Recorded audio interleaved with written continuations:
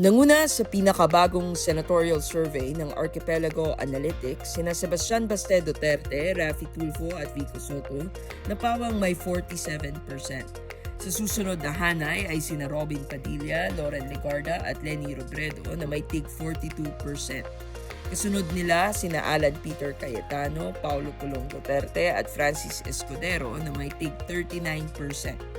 Nasa 34% naman sina Mark Villar, JV Ejercito, Rowena Guanzon, Juan Edgardo Sonny Angara, Nancy Binay at Grace Poe. May tig 28% naman sina Manny Pacquiao, Jinggoy Estrada at Jose Marie Borja Visceral o Vice Ganda. Samantala, kapwa nagtala ng 25% sina Ben Pitag Tulfo at Jose Sixto Gonzales Dantes III o mas kilala bilang Tindong Dantes.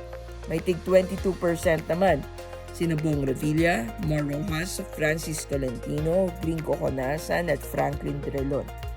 Nagtala ng 19% sina Heidi Mendoza, Willie Revillame, Ralph Recto at Vince Dizon.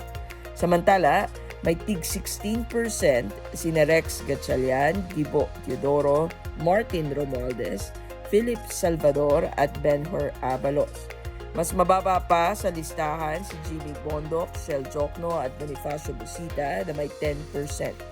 Nasa 7% naman sina Antonio Trillanes ng LP, Vic Rodriguez at Teddy Casino ng Makabayan.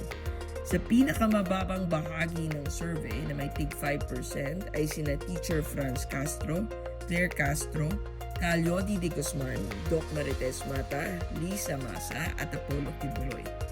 Ayon sa Archipelago Analytics, isinagawa ang survey mula Pebrero 26 hanggang Marso 6, 2026 sa pamamagitan ng harapang panayam sa 2,637 na Pilipino.